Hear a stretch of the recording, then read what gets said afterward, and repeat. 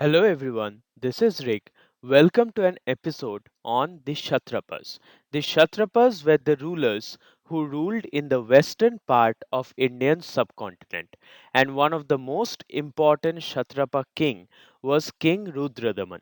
They were contemporary to the Satavahanas in about 2nd to 3rd century AD, and hence we see a lot of conflict between these two dynasties. We have already discussed about the Satavahanas. Now it is important that we know about the Kshatrapas. So without doing any delay, let's get into details. Introduction to the Shaka Kshatrapas of Western India. Who were the Shaka Kshatrapas and how were they significant in the western part of Indian subcontinent? Historical background. The Shaka Kshatrapas were influenced by the Scytho-Parthians ruled parts of western India. So they were influenced by the Scytho-Parthians, and we have discussed about these Scytho-Parthians ruler in our earlier video. Please go through that video. And they ruled in the parts of western India. They acted as Kshatrapas. Kshatrapa, the word means viceroy or subordinate rulers under larger empires like the Kushanas. We have made a separate video on the Kushanas also. So they were subordinate rulers under large empires like the Kushanas. Early Kshatrapa line. An early line was represented by Mambarus mentioned in the Periplus. Periplus of Erythraean Sea is a text by sailor author and it was authored in around 1st century CE. It gives a great deal of information regarding the coastal regions of the Indian subcontinent. So in that text we get an early line of Kshatrapa ruler named represented by the ruler Mambarus. Key dynasties. The two main dynasties of the Kshatrapa rulers were the Kshaharatas dynasty and the Kardamaka dynasty. They were very much in contemporary to each other, but still the Kshaharatas came at first before the Kardamakas. Geographical influence. Their territories included regions like Gujarat, Saurashtra, Malwa, and lower Indus Valley. So they ruled in the present day Maharashtra, a part of western Madhya Pradesh, and in Rajasthan also. In the lower part of Rajasthan also. So that was their geographical area of dominance. The Kshatrapas adopted and propagated Indian cultural and administrative practices, leaving a significant impact on local governance and culture. So they propagated Indian cultural and administrative practices and so on. They influenced a lot of the governmental structure in the Indian subcontinent. Now, Shaharata dynasty. This was the first dynasty of the Western Kshatraps. Who were the notable rulers? Bhumaka and Nahapana were the notable and prominent rulers of the Shaharata dynasty. Bhumaka's coins are found in coastal Gujarat, Malwa, and Ajmer area. They indicate a broad reign. So, Bhumaka and Nahapana are the two most important kings of this dynasty. Bhumaka can be considered to be the founder of Shaharata dynasty and his coins are found in coastal Gujarat, Malwa and Ajmer. And the span of the distribution of Bhumaka's coins indicate that he had a huge area under his control. Nahapana ruled around 119 to 125 CE. His coins and inscriptions are significant historical sources showing titles like Kshatrapa and later Mahashatrapa and Rajan. So Nahapana is one of the most famous and important ruler of the Shaharata dynasty, and he is more notable for his conflict with the Kshatrapas, about which we will discuss later. So he ruled from 119 to 125 Christian era, and the coins and inscriptions during the time of Nahapan give a large amount of information of his reign, and he used titles like Kshatrapa and later Mahashatrapa, indicating the fact that he was a subordinate ruler at first and later he became a Mahashatrapa or an independent ruler, and so on he became a Rajan, which means a king. Territorial extent: Nahapana's kingdom included Malwa, Gujarat, Saurashtra, and parts of Rajasthan and Maharashtra. So his kingdom also included a great deal of area, and those areas are Malwa, Gujarat, Saurashtra, parts of Rajasthan, and also the modern state of Maharashtra.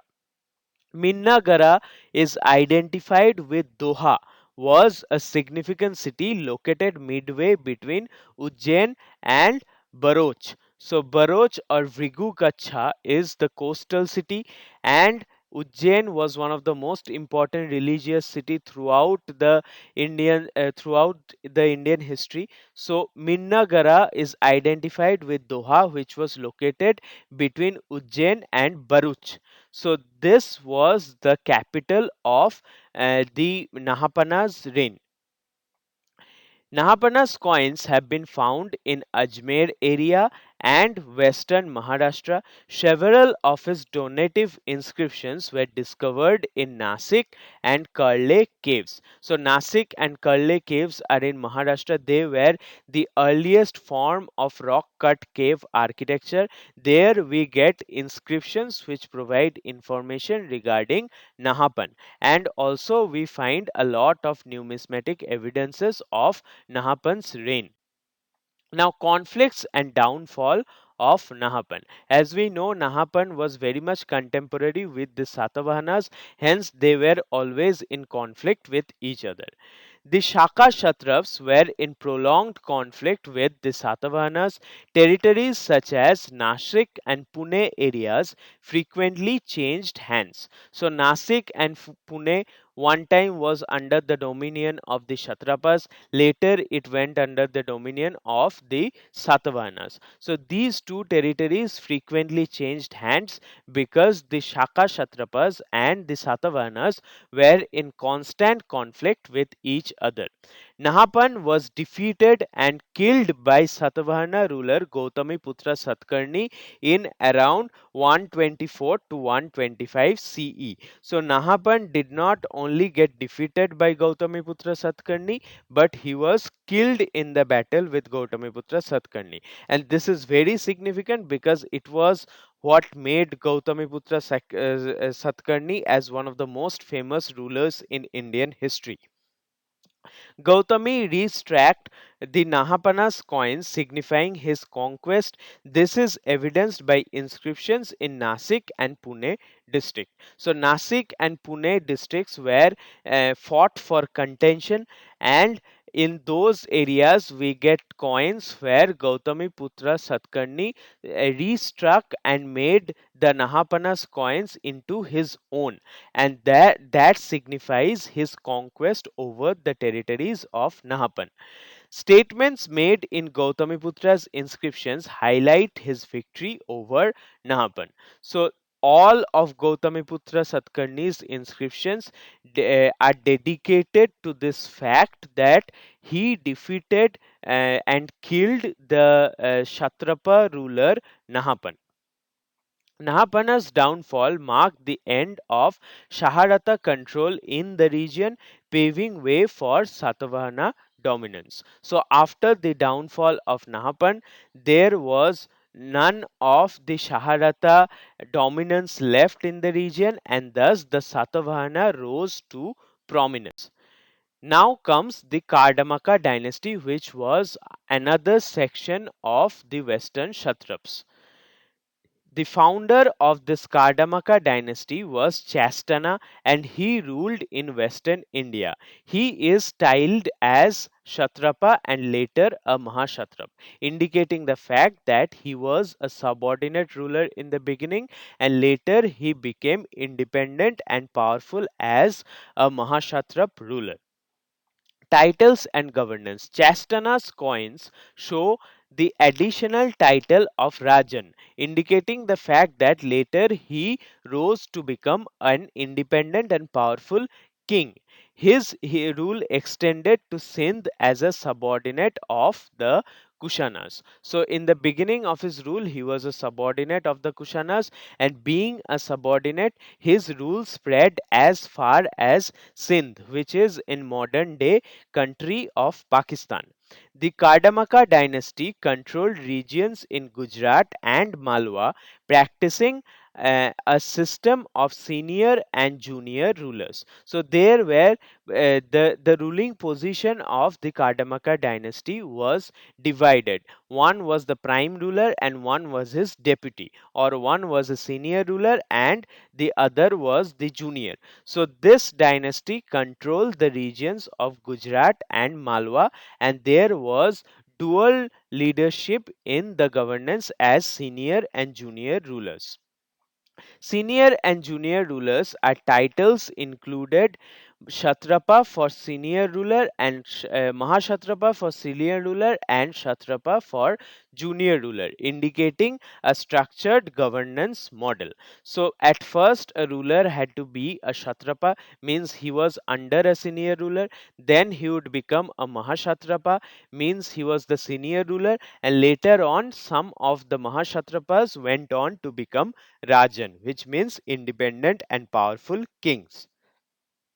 He established a stable, influential rule which continued under his descendants. So, Chastana was the founder of Kardamaka dynasty. He at first was a Kshatrapa, then rose on to become a Mahasatrapa, eventually an independent king. And the kingdom he established was very much stable and influential, and it was carried forward by his efficient descendants.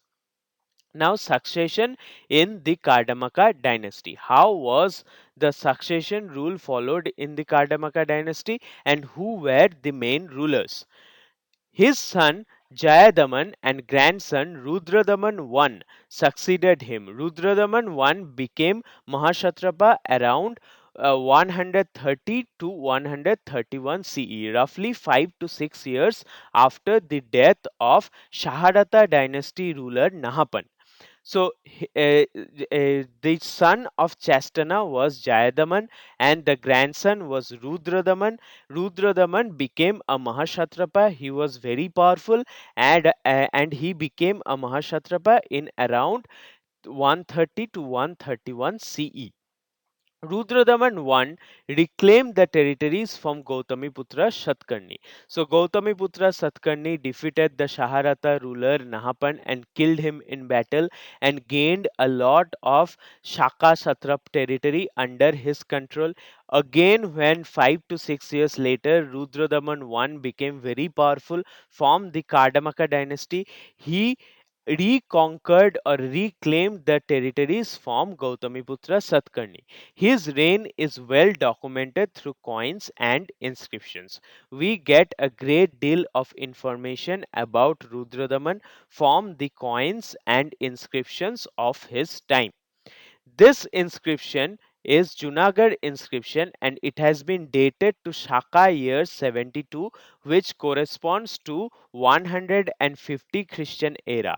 Details of his conquest and governance. So Junagarh inscription is one of the most important source of information regarding the reign of Rudradaman, and here it is stated that he was a great king who not only focused on conquest and administration but also focused on welfare activities. So, military prowess of Rudradaman is very significant because his military campaigns extended over Malwa, Saurashtra, Gujarat, northern Konkan, and Narmada region. So, these were the areas where he sent out military campaigns either by himself or by his Kshatraps. So, Rudradaman overall controlled an area which extended up to Malwa, Saurashtra, Gujarat, northern Konkan, and Narmada regions. And as we know, he also reclaimed the territories which were annexed by Gautamiputra Satakarni. His daughter was married to Gautamiputra's son Vasishtaputra Pulamavi, strengthening political alliances. So the daughter of Kardamaka ruler Rudradaman was married to the son of Gautamiputra Satakarni, whose name was Vasishtaputra Satakarni. Thus, we get to see matrimonial alliances between different dynasties of the time. Now, Rudradaman's Junagarh inscription. How is Junagarh inscription significant, and how does it act as one of the most important source of the history at that point of time?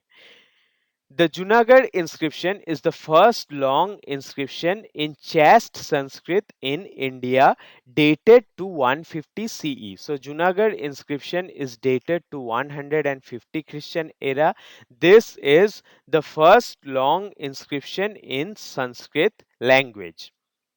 It lists Rudradaman's extensive conquest, including Malwa, Saurashtra, and regions around the Narmada River.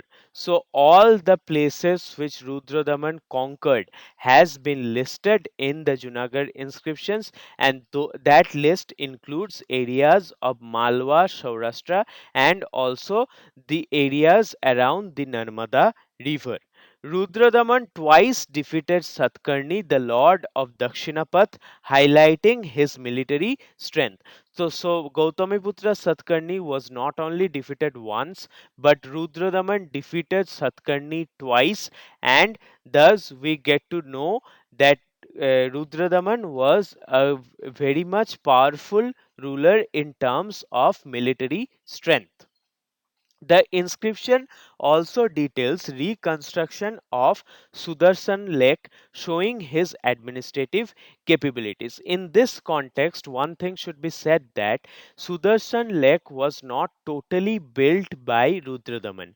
It was built by Chandragupta Maurya approximately 400 years before the reign of King Rudradaman. 400 or 450 years before the reign of King Rudradaman. And in the Junagarh inscription, Rudradaman has mentioned that this was first built by Chandragupta Maurya. However, because of a great storm, this lake came to be destroyed. This lake was destroyed, and so Rudradaman modified it and rebuilt it for the benefit of his people.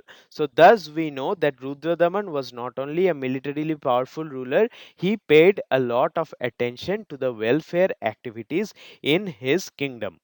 This inscription provides insight into the cultural and political landscape of the time, highlighting Rudradaman's influence. So, we get to know a great deal of information about Rudradaman, his cultural influence, and his political influence with his military prowess. So, that is all about Junagarh inscription. Now, administrative reforms of Rudradaman. Rudradaman was not only a great conqueror but also a great administrator. He undertook many infrastructural projects and significant public works, including the repair of Sudarshan Lake near Junagarh. So this Sudarshan Lake was formed by joining two rivers. The water used to be stored here. The two rivers were Subarna Sitika and Palisini. These two rivers joined together and the water used to be stored in the Sudarshan Lake. This dam-like structure was built by Chandragupta Maurya. However, it was destroyed by a storm, and so Rudradaman modified it and rebuilt it for the benefit of his people. He is known for his efficient administration. He initiated numerous infrastructure projects and reforms. So he is not only a great conqueror but also had a very efficient administrative system, and thus he could initiate numerous projects related to welfare and reforms. Junagarh Lake repairs has been detailed in the Junagarh inscriptions. These repairs were vital for local agriculture and trade. So, repairing the lake in Junagarh, the Sudarshan Lake, is very much significant thing in the whole political career of King Rudradaman. Maintained a strong military presence while ensuring the prosperity of his territories through civic projects. So we come to know that he was a great administrator, but along with it, he also maintained his military might to the full extent, and that can be known very well from the fact that he defeated a great powerful ruler like Gautamiputra Satakarni twice. So we understand that he was militarily very powerful, and along with that, he also undertook a lot of welfare activities through his efficient administrative system. He promoted arts and culture, leaving a lasting impact on regional heritage. So, he also sponsored many artistic and cultural activities throughout his empire. Now, Rudradaman's literary contributions. What were the literary contributions of King Rudradaman? His Junagarh inscription is a significant literary contribution as it was in Sanskrit. So, this was the first long inscription in chaste Sanskrit. So, this is how he promoted the Sanskrit language on a royal patronage basis. Rudradaman was praised for his literary abilities and knowledge in various fields. So he was himself a great writer, as has been stated in Junagarh inscription, and there he has been praised for his literary abilities and knowledge in different kinds of topics in his empire. His inscriptions contain elaborate eulogies describing his achievements and qualities. All the inscriptions of King Rudradaman state a lot about his qualities and about his achievements. His works influenced subsequent literary traditions and inscriptions in the region. So later, whatever inscriptions came to be produced was on the format of Junagarh inscription, mostly on the format of Junagarh inscription. And from there, we come to know that his literary works influenced a lot of literary traditions in the later part of his rule, even after his death. So the inscriptions provide valuable insights into the socio-political and cultural milieu of his time. Now, decline of the Kshatrapas. How did the Kshatrapas decline? How was their downfall? The Satavahana king Yajna Satkarni owned southern territories from the Kardamakas, marking the beginning of their decline. So, once again, the Satakarni rulers or the Satavahana rulers came into prominence, and Yajna Satkarni, who was a descendant of Gautamiputra Satkarni, defeated the Kardamaka rulers and owned the southern territories from the Kardamakas. And thus, there was a beginning of decline for the Kardamaka dynasty. By 3rd century CE, the Kardamakas lost territory to the Malavas and Avidas. So, Malavas from the Deccan India and Avidas also conquered a lot of Kardamaka territories, and by 3rd century CE, there was almost no territory left in the hand of the Kardamaka dynasty. Vishwasena, the last ruler of Chastana's reign, ruled at the end of 3rd century CE. So we get to know a name of a ruler named Vishwasena, and he can be considered to be the last ruler in the line of King Chastana, and his rule ended he ruled at the end part of 3rd century CE. A new line of Kshatrapa rulers was established with Rudrasimha continuing the legacy in a diminished form. So there was a new line of Kshatrapa rulers. It was different from the Kshaharatas or the Kardamaka dynasty, and one of the most important ruler from that new line is Rudrasimha II, and he continued the legacy of the Kshatrapas in a diminished form. They were never as powerful as they were at the time of Nahapan or Rudradaman, but still Rudrasimha continued the legacy in a very mediocre as a very mediocre ruler. Despite the decline of the Kshatrapas, continued to influence the region's politics and culture. So, despite the decline, the Kshatrapas were very significant for their influence in the politics and culture of the region.